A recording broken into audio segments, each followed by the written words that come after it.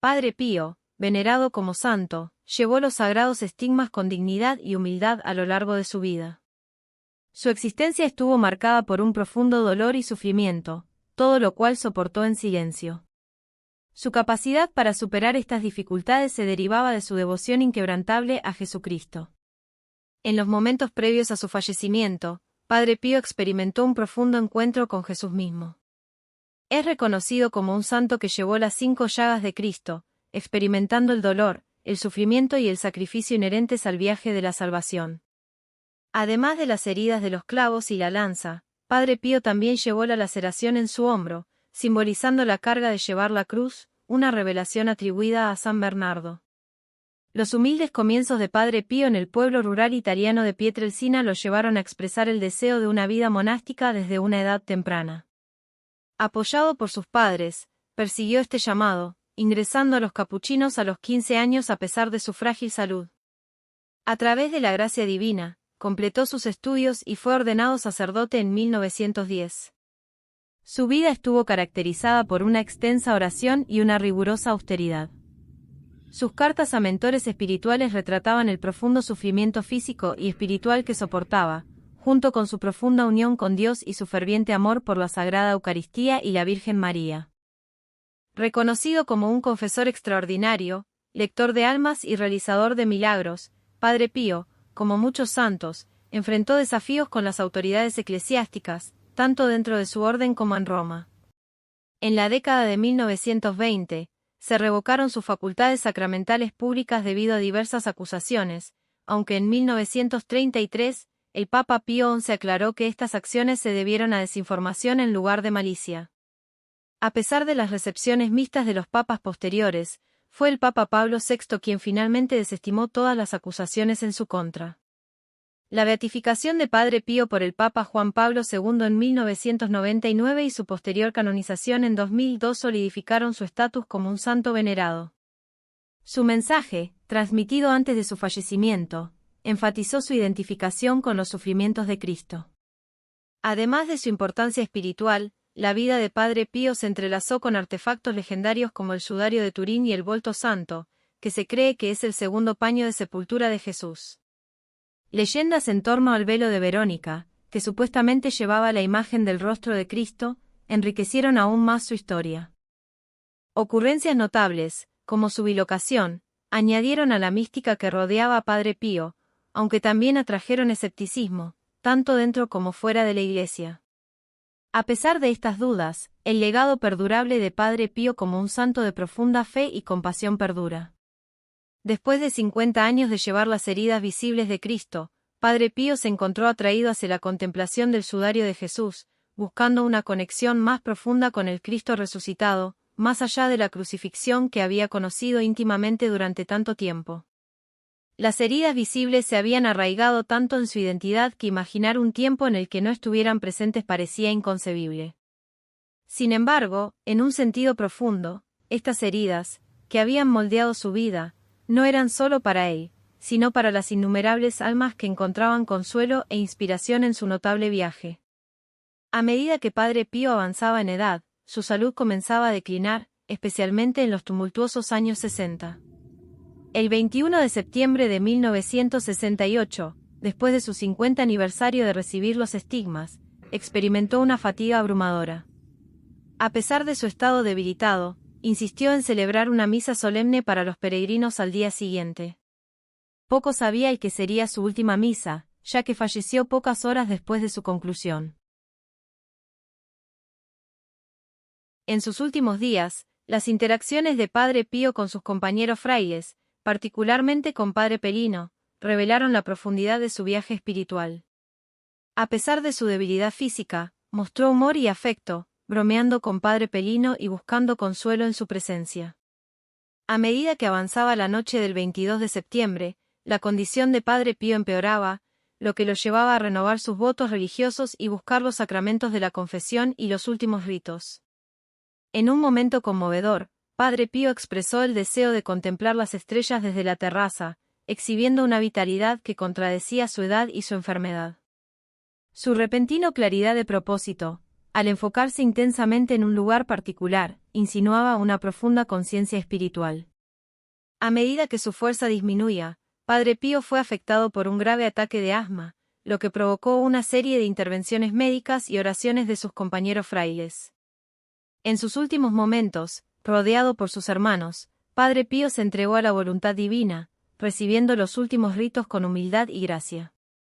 Las oraciones de los fieles llenaron la habitación mientras Padre Pío pronunciaba sus últimas palabras, confiando su alma a la misericordia de Jesús, María y José.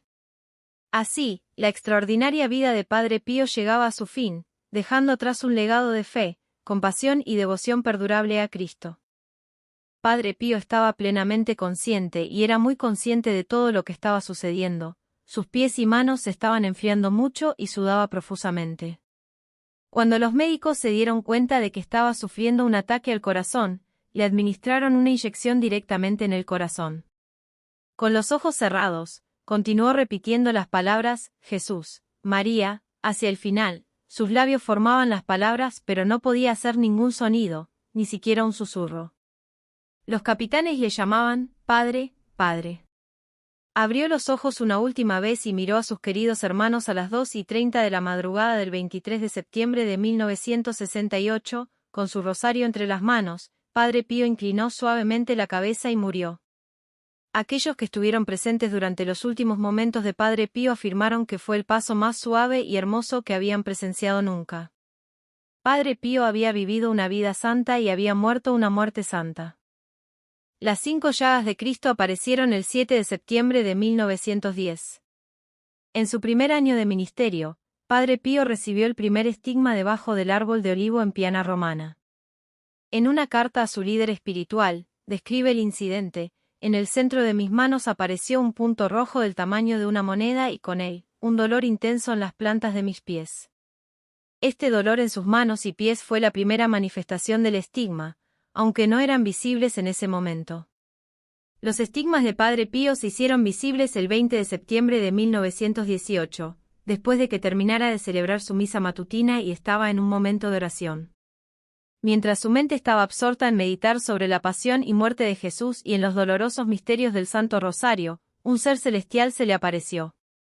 Las manos, pies y costado de este ser celestial estaban perforados y sangraban. De alguna manera, se arrastró de vuelta a su celda, se vendó las heridas lo mejor que pudo y durante los próximos días intentó lo mejor posible mantener sus manos escondidas bajo las largas mangas de su hábito. Estaba sufriendo tanto física como espiritualmente. Padre Pío estaba totalmente envuelto en esta intensa experiencia. Exhausto, se quedó dormido. Cuando se despertó, sintió un dolor increíble en el centro de sus manos y pies y vio que el dolor se debía a heridas sangrantes del tamaño de una moneda de 2 centímetros. Padre Pío le contó a su director espiritual: estaba rezando antes de que Cristo fuera crucificado y me sentía arrastrado poco a poco hacia un estado de serenidad cada vez mayor. Era como un sueño suave en el que me regocijaba mientras rezaba, una gran paz me invadió en un momento. En un momento dado, apareció ante mí un ser misterioso, similar al que había visto la noche del 5 de agosto, la única diferencia era que éste derramaba sangre de sus manos, pies y costado. No dijo una palabra y luego desapareció. Cuando volví en mí, estaba en el suelo, herido. A pesar del intento inicial de Padre Pío, en su vergüenza y confusión, de mantener las heridas ocultas, el padre guardián del convento pronto se dio cuenta de que algo no estaba bien. El segundo o tercer día después del 20 de septiembre, fue a la celda de Padre Pío para enfrentarlo. Padre Pío rompió a llorar y admitió todo a su superior. Como le contó todo lo que había sucedido en una carta al padre Benedetto el 22 de octubre de 1918, querido padre, estoy muriendo de dolor por las heridas y la vergüenza resultante que siento en lo más profundo de mi alma. Temo sangrar hasta morir si el Señor no escucha mi sincera súplica para aliviarme de esta condición. Los estigmas aparecieron en Padre Pío el 20 de septiembre de 1918 y permanecieron hasta su muerte. Los estigmas se mantuvieron iguales durante 50 años y nunca se infectaron, incluso aunque eran heridas abiertas y sangrantes. Debería tenerse en cuenta que en ese momento no existían los antibióticos y su disponibilidad para su compra comenzó alrededor de 1945. Incluso hoy en día, los médicos no pueden explicar por qué no se infectaron, a pesar de que tenía heridas abiertas en los pies.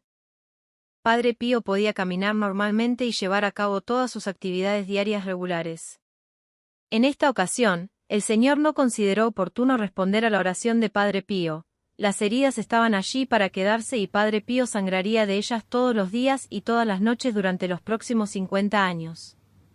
Sería el único sacerdote en la historia de la Iglesia en ser reconocido como portador de los estigmas de las heridas de Cristo. Con Padre Pío, parece que iban a ser un signo público, un don no solo para él, sino para el bien de toda la Iglesia y el mundo. Los estigmas visibles son una marca divina, son las marcas de las heridas de Cristo. Padre Pío fue un icono viviente utilizado por Dios para mostrarnos el sufrimiento de su Hijo Jesucristo, quien sufrió crucifixión y muerte por amor a su pueblo. Se dice que Padre Pío no le gustaba mostrar sus estigmas, de hecho, siempre usaba guantes y zapatos cerrados, como se ve en la mayoría de las fotografías de él en entornos públicos. Los médicos y expertos examinaron estas heridas, pero nadie pudo proporcionar una explicación científica. Según el padre guardián del monasterio donde residía Padre Pío, 10 minutos después de la muerte de Padre Pío, todas las señales de los estigmas en sus manos, pies y costado habían desaparecido nuevamente. No científico ha sido capaz de dar una explicación para esto. En sus cartas, Padre Pío habla de su amor por Dios y por su prójimo. Sí, mi alma está herida de amor por Jesús. Estoy enfermo de amor, continuamente experimento el dolor agudo de ese fuego que quema pero no consume. La primera epístola de San Pedro nos enseña, por su llaga fuisteis sanados. Es importante recordar que la cruz nos ha marcado a cada uno de nosotros. El día de nuestro bautismo fuimos reclamados para Cristo precisamente al ser firmados con su cruz, y desde entonces, cada día comenzamos cada acto significativo trazando en nuestro cuerpo ese signo salvador. El regla de vida de 5 puntos de Padre Pío es una forma en que, en muchos aspectos, San Pío fue y es una contradicción para nuestra era científica y racional. A pesar de su entusiasmo por demostrar que era un fraude, los escépticos siguen siendo consistentemente incapaces de explicar los muchos milagros que acompañaron la vida de San Pío. Pero mientras San Pío es recordado como un hacedor de milagros, fue quizás mejor conocido en su época como un padre espiritual para innumerables almas. Dio consejos sabios y santos a aquellos que luchaban por vivir una vida santa en el mundo, y, a través de sus consejos, guió a muchas almas al cielo para vivir una vida llena de fe y sacrificio. Este es el camino que entrenó a lo largo de su vida. Primero está la confesión semanal. La confesión es el baño del alma. Debes ir al menos una vez a la semana. No quiero que las almas se alejen de la confesión más de una semana. Incluso una habitación limpia y desocupada recoge polvo. Vuelve después de una semana y verás que necesita ser limpiada de nuevo. Segundo, está la comunión diaria. Es cierto que no somos dignos de tal regalo. Sin embargo, acercarse al Santísimo Sacramento en estado de pecado mortal es una cosa, y ser indigno es otra muy distinta. Todos somos indignos, pero es el quien nos invita, es el quien lo desea. Humillémonos y recibámoslo con un corazón contrito y lleno de amor. Tercero, está el examen de conciencia diario. Alguien le dijo una vez a Padre Pío que pensaba que un examen de conciencia nocturno era inútil porque sabía lo que era el pecado en el momento en que se cometía. A esto, Padre Pío respondió, es cierto, pero cada comerciante experimentado en este mundo no solo lleva un registro durante el día de si ha perdido o ganado en cada venta, por la noche, hace la contabilidad del día para determinar qué debe hacer al día siguiente. Sigue que es indispensable hacer un riguroso examen de conciencia, breve pero lúcido, cada noche. Cuarto, está la lectura espiritual diaria. Si no absorbes continuamente conocimiento, te perderás y ya no serás tú mismo. Te volverás débil y tendrás miedo de todo. Por eso, él aconsejaba, me estremezco al pensar en el daño que sufren las almas por la falta de lectura de libros santos. ¿Qué poder tiene la lectura espiritual para llevar a un cambio de rumbo y hacer que incluso la gente mundana entre en el camino de la perfección? Por último, pero no menos importante, está la oración mental 2 veces al día. Si no logras meditar bien, no abandones tu deber. Si las distracciones son numerosas, no te desanimes. Haz la meditación de la paciencia y aún así obtendrás beneficios. Decide la duración de tu meditación y no te vayas de tu lugar antes de terminar, incluso si tienes que ser crucificado. ¿Por qué te preocupas tanto porque no sabes meditar como te gustaría?